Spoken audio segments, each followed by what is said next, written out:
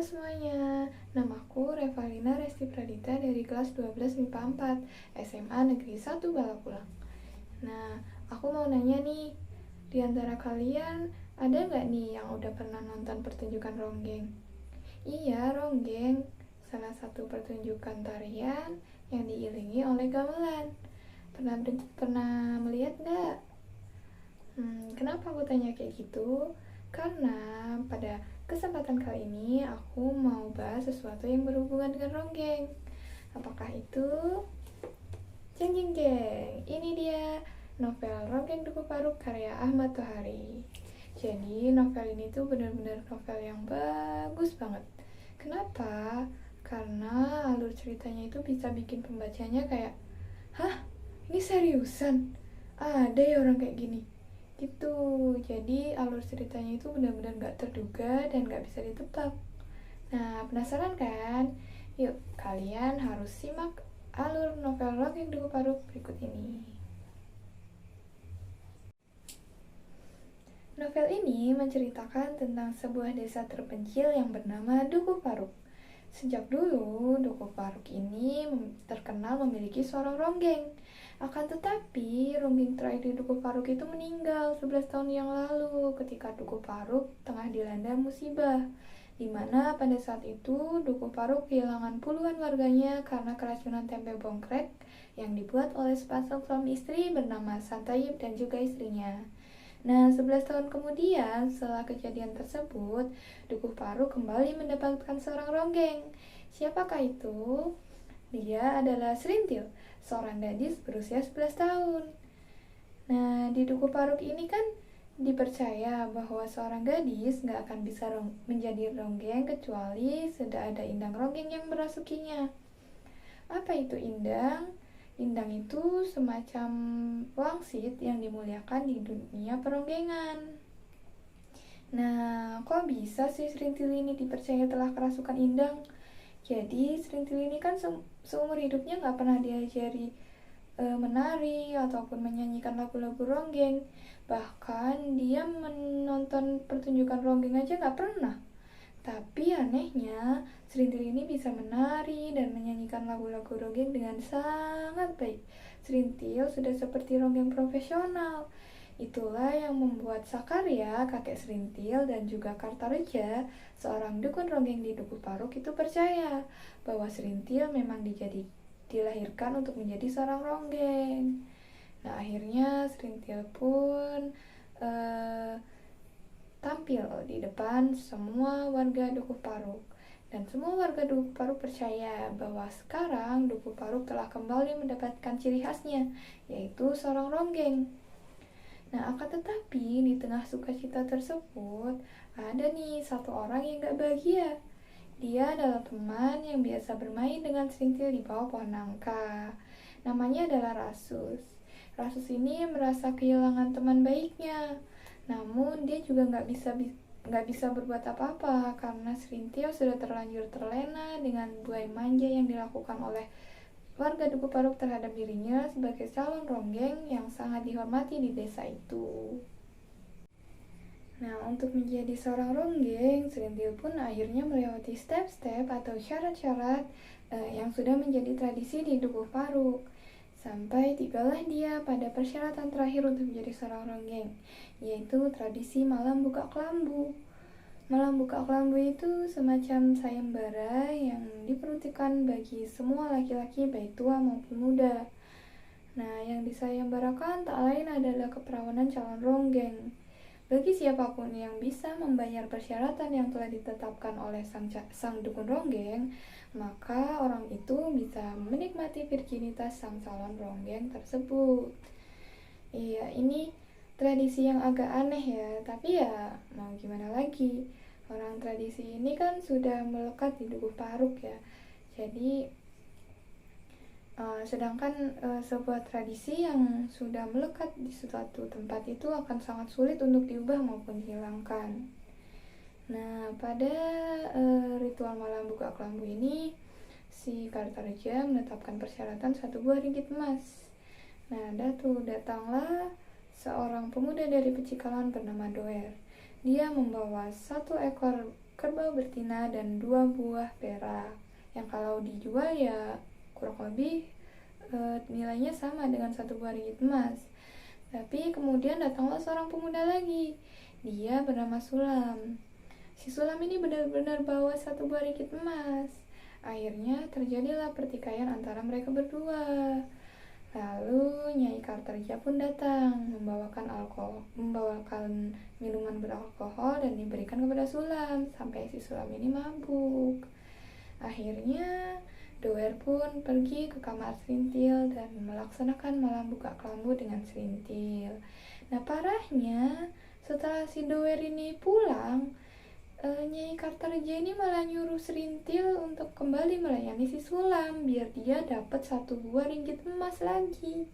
Jadi tadi dia udah dapat 1 ekor kerbau dan 2 buah perak dari si Doer, sekarang dia dapat 1 ringgit emas lagi.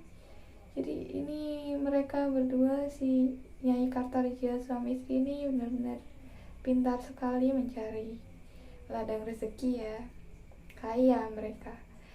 Nah, akan tetapi nggak ada yang tahu bahwa telah terjadi sesuatu di belakang rumah Kartarja. Nggak ada yang tahu bahwa orang pertama yang telah melakukan malam buka kelambu bersama Serintil tak lain dan tak bukan adalah Rasus. Kenapa bisa begitu? Jadi ketika si Doer dan Sulam ini bertengkar, Serintil ini mencoba untuk kabur, dan ketika sampai di belakang rumah Kartarja, dia bertemu dengan Rasus. Karena si Rasus ini temannya Serintil dan Serintil sangat mempercayai Rasus, maka Serintil pun meminta Rasus untuk melaksanakan malam buka kelambu bersamanya. Awalnya si Rasus menolak, namun karena Rasus ini sepertinya memang menyimpan perasaan terhadap si Serintil, akhirnya Rasus pun setuju untuk melakukan malam buka kelambu bersama Serintil di belakang rumah Kartarja. Nah, setelah ritual malam buka kelambu tersebut, si Rasus ini keluar dari Duku Paruk. Dia pergi bekerja di pasar Dauan dengan berdagang singkong. Di sana ia bertemu dengan seorang tentara yang bernama Sersan Slamet. Nah, Sersan Slamet ini sedang ditugaskan untuk menjaga wilayah Kecamatan Dauan. Karena Sersan Slamet ini melihat kegigihan dan keuletan si Rasus dalam bekerja, akhirnya Sersan Slamet merekrut si Rasus untuk bekerja bersamanya. Ya Rasus terimalah, kapan lagi kan kerja sama tentara. Sementara itu, di Dukuh Paruk, Serintil mulai menjalani kehidupannya sebagai seorang ronggeng. Sampai akhirnya pada tahun 1965, itu ronggeng Dukuh Paruk kian terkenal.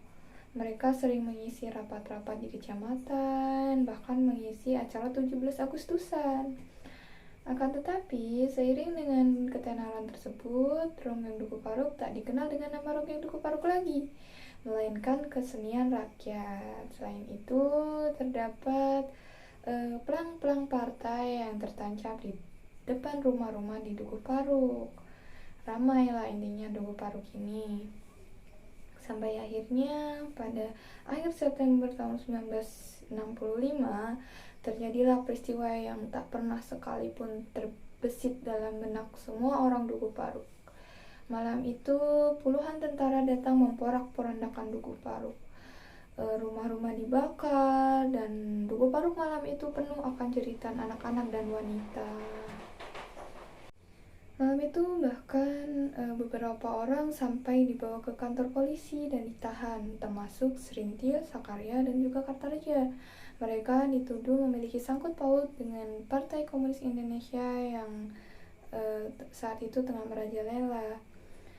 Beberapa bulan kemudian, Sakarya dan Kartarja ini dibebaskan. Akan tetapi, Serintil tidak diketahui keberadaannya. Barulah 2 tahun kemudian, Serintil kembali ke Dukuh Paruk dengan keadaan yang sangat memprihatinkan. Serintil ini seperti mengalami trauma akan sesuatu yang menimpanya di pengasingan atau pada saat dia di penjara. Namun untungnya, setelah beberapa hari tinggal di Dukuh Paruk, akhirnya Serintil bisa menjalani kehidupannya dengan sangat baik, dengan seperti semula kembali gitu. Lalu karena si Serintil ini kan udah lama nggak pulang ke Duku Paruk ya, jadi Duku Paruk ini sudah banyak berubah. Di sana sedang ada pembangunan bendungan.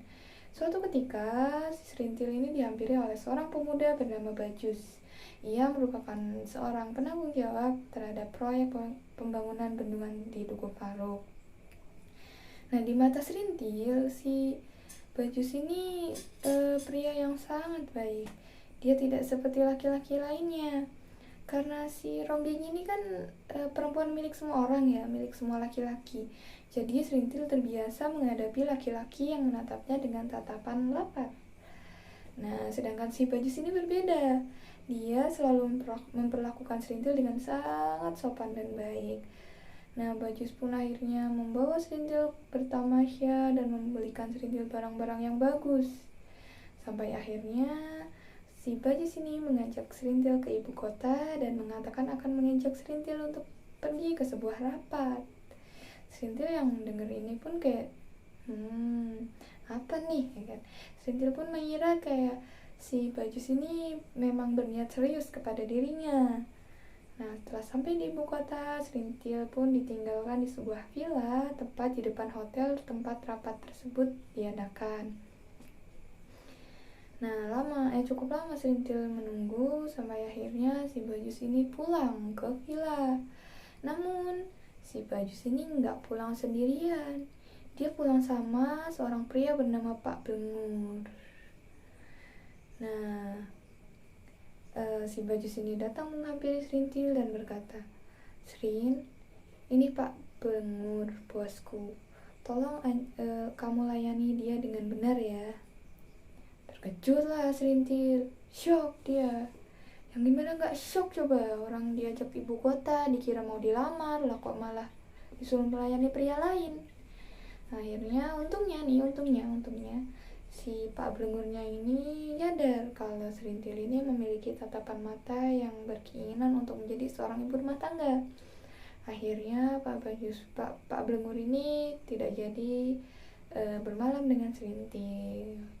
Nah, Bajus pun kembali menghampiri Serintil dan Serintil yang ditemukannya sudah sangat berbeda. Dia memiliki tatapan yang kosong. Dan ketika diajak bicara, itu Serintil sama sekali tidak merespon. Akhirnya dengan segala kebingungan yang menggerogoti kepala Bajus, si Bajus ini akhirnya bawa pulanglah si Serintil ke Duku Paruk. Nah, oke. Kita kembali lagi ke Rasus. Nah, Rasus ini kan kerja sama tentara, sampai akhirnya dia direkrut untuk menjadi seorang tentara, meskipun pangkatnya rendah ya. Nah, Rasus ini ditugaskan di luar Jawa, sampai akhirnya dia bekerja lama bertahun-tahun, dan barulah dia bisa pulang ke Duku Paruk. Setelah lama berkeliling, akhirnya dia menghampiri rumah Kartareja. Dia menyapa Nyai Kartareja dan bertanya di manakah Serintil berada. Nyai Kartareja membawa Rasus ke depan pintu yang digembok dan ditutup rapat-rapat. Nah, Rasus bingung dong, nyari Serintil kok malah dibawa ke sini gitu. Nah, barulah ketika pintu tersebut terbuka, terjawablah segala pertanyaan yang ada di benak Rasus. Nampaklah Serintil yang dengan keadaan yang sangat mengenaskan. Kulitnya yang dulu halus, sekarang kusam dan tak terurus. Rambutnya pun jadi kusut seperti tidak pernah dikeramas selama berbulan-bulan. Bahkan Serintil ini sering tertawa-tawa sendiri, menyanyi sendiri, dan berbicara sendiri. Rasus yang melihat keadaan Serintil pun merasa sedih, dia gak kuat. Jadi Rasus pun langsung pergi dari kediaman Kartareja. Namun besok paginya, si Rasus ini kembali lagi. Dia mengajak Serintil keluar, dan ternyata dia mengajak Serintil ke rumah sakit jiwa. Di rumah sakit jiwa ini, Rasus bertemu dengan seorang ibu-ibu. Dia ditanyai oleh ibu-ibu ini, "Nak, apakah perempuan itu adalah kerabatmu?" Rasus jawab, "Bukan." Lalu si ibu bertanya kembali, "Lalu apakah dia adalah saudaramu?" "Bukan juga." "Nah, lalu mungkinkah dia adalah calon istrimu?" Dan jawaban yang tak terduga pun keluar dari mulut si Rasus. Dia menjawab dengan sangat tegas, "Iya, iya, yes, iya." Akhirnya setelah beratus-ratus halaman, akhirnya si Rasus ini mengakui perasaannya terhadap Serintil. Tapi ya udah terlambat ya, Serintilnya sudah sakit. Nah, iya udah, inilah ending dari novel Ronggeng Duku Paru. Lah kok cuma gitu? Iya, jadi novelnya ini membiarkan pembacanya untuk menghayal sendiri seperti apa ending yang mereka inginkan. Bisa aja Serintil ini habis dirawat di rumah sakit, kemudian dia sembuh dan menikah dengan Rasus, lalu mereka pun bahagia selamanya. Atau bisa juga sebaliknya, si Serintil ini gak sembuh-sembuh dan Rasus pun mengingkari perkataannya di rumah sakit tersebut, akhirnya menikah dengan wanita lain. Ya kan bisa aja kan, itu terserah pada pembaca sekalian. Oke, karena kita sudah membahas alur cerita novel Ronggeng Duku Paruk, kayaknya kurang deh kalau nggak kita bahas unsur-unsur intrinsiknya. Oke, kita langsung aja masuk ke unsur-unsur intrinsik novel Ronggeng Duku Paruk karya Ahmad Hari berikut ini. Untuk unsur intrinsik yang pertama itu ada tema. Tema yang menonjol dalam novel ini itu tentunya ada tema cinta, kemudian sejarah, dan juga adat istiadat. Yang kedua ada alur. Alur dalam novel ini adalah alur maju, namun disertai dengan flashback satu kejadian, yaitu ketika menceritakan tentang kejadian 11 tahun lalu, yaitu musibah yang menimpa Duku Paruk. Kemudian tentang tokoh dan penokohan itu ada banyak ya, kayak Serintil yang awalnya centil namun berubah penyayang ketika ia dewasa, kemudian Rasus yang bekerja keras, dan Nyai Kartarja bersaudara ini yang hanya menang sendiri dan sangat licik. Lalu ada si Bajus penipu ini. Lalu sudut pandang yang ada di novel ini itu awalnya sudut pandang orang pertama dengan akunnya itu sebagai Rasus. Kemudian pada pertengahan sampai akhir cerita itu menggunakan sudut pandang orang ketiga. Lalu latar tempatnya jelas ada di Duku Paruk ya, dan latar waktunya itu sekitar tahun 1960-an sampai 1970.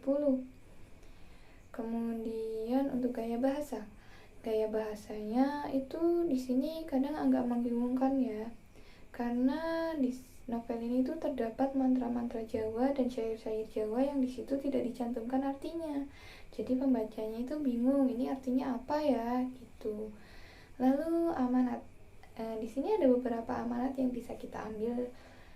Contohnya, jangan lihat orang dari penampilannya aja, tapi lihatlah hatinya. Kemudian yang kedua ada, jangan mudah dibodoh-bodohi oleh orang, jangan mudah terhasut oleh omongan orang lain.